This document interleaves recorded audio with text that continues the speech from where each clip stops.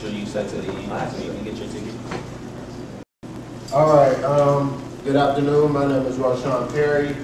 Randall, Shakir. The title of this presentation is called "The Black Maybe." AIDS is a disease. Can anybody fill in the? What? Yeah. Thank you. No, you're a genius. And the reason we call it the Black Maybe because maybe you have it, maybe you don't. AIDS is what we're talking about. Well, what is the teach-in? National Black Student HIV/AIDS teach-in and town hall meeting. This was something that was held in Washington, D.C. And myself and RoShawn Perry, we both got to travel out there. This was last year. We were just provided with a lot of information. We sat down and met with a lot of people that actually had the virus. We had a lot of different talks and traveled to a lot of different places just to basically inform or gather information about the disease itself and how it affects African Americans. It's a national meeting of student leaders from different HBCUs, as you can see right here, basically reiterating what I said before. We got to stay for, I think it was 3 days. We stayed for 3 days. And yeah, it was just a lot of useful and beneficial information, which we'll share with you as we progress through the presentation. Yeah. So there was a lot of students from, FAMU, Hampton, Howard, different HBCUs represented like that. And it really helped to increase the knowledge as African American students on our campus. What it was for is to help us go back to our separate campuses and mobilize, about HIV and AIDS. And if you all know, last semester we had the 3-day series, the Passion, Pleasure, and Pain series on HIV and AIDS. And this was one of the events we took and kind of allowed something to happen on our campus to mobilize the AIDS.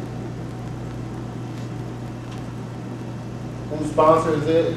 Life AIDS is a group that actually comes out of the Black AIDS Institute, which is located in Los Angeles, California. But Life AIDS is leaders in the fight to eradicate AIDS. This is the first and only Black student organization created to mobilize Black college students. And like I said, it's a component of the Black AIDS Institute. Why is all this important? AIDS is killing and taking over our people. It used to be called a white man's disease, but now it's a black disease. Right now, this is the part of the presentation where we're going to get into how it affects us. I'm going to ask the question, why? It wasn't just even considered a white man's disease. It was considered a gay white man's disease.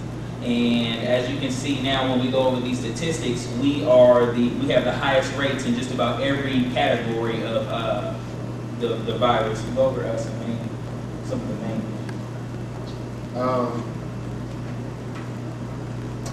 Well,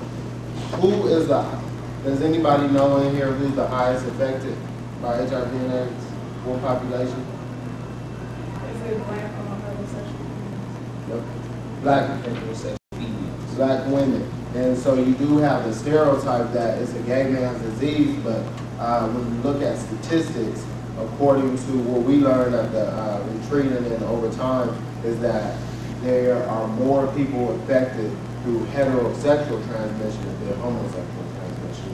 And so that's one of the things you want to be careful, especially the women in here, be mindful, be very mindful because you guys are the ones being affected more rapidly than men. And one reason is because, does anybody know the greatest way you can get infected? The highest rate. We'll put you at the highest possible rate to contract the disease. Using protection, essentially. Okay, not using protection. That is a way. That is risky behavior. And are there any? Let's say, to be more specific, what type of sex, puts you at the highest risk? Anal sex puts you at highest risk to contract the HIV disease or virus. I'm sorry.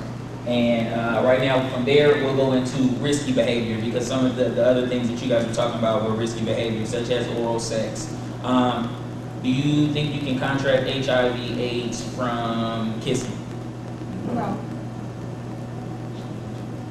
No. Kissing, not so much. It's a possibility, but you can contract it through oral. And a story, do you want to tell a story about it? All right, well, there's a story about how you can contract HIV and AIDS through oral. A lot of people, you know, you about to do you in your room, you want to brush your teeth, you know, drink some Listerine. That's dangerous. Anybody know why? It opens up sores and pores in your mouth, so if someone has HIV and AIDS and you go to perform oral sex on them, you can contract it through the pores and the sores in your mouth. Or if you also have, let's say your wisdom teeth are coming in or something like that, or you have some type of, you know, decay going on in your mouth where you can, you know, there's access to the bloodstream, and that other person has those abrasions and they are infected with HIV, AIDS, you can contract it by kissing them because blood is in their saliva. Small concentrations of blood may be found in their saliva, and that's a, you have a question? Well, my voice is bad, but I just want to add to what you are saying before I walk out of this place about your point on the inner sex as a very high risk because of the fragility of the membrane, and the fact that you see in terms of the anatomy, the nature does not really, biology doesn't really ask you to go through that route. If you look at the anatomy of the male and the anatomy of the female. So when you see what was going on in San Francisco on 60 Minutes, the transmission of HIV virus is because of that unsafe kind of practicing sex. So when you go through that route and you rupture the membrane, you introduce the virus directly into the blood. So it's very, very risky. So I enjoy what you are saying, but I just want to keep this record for you, which is done now. Keep doing that. Thank you. Thank you. All right.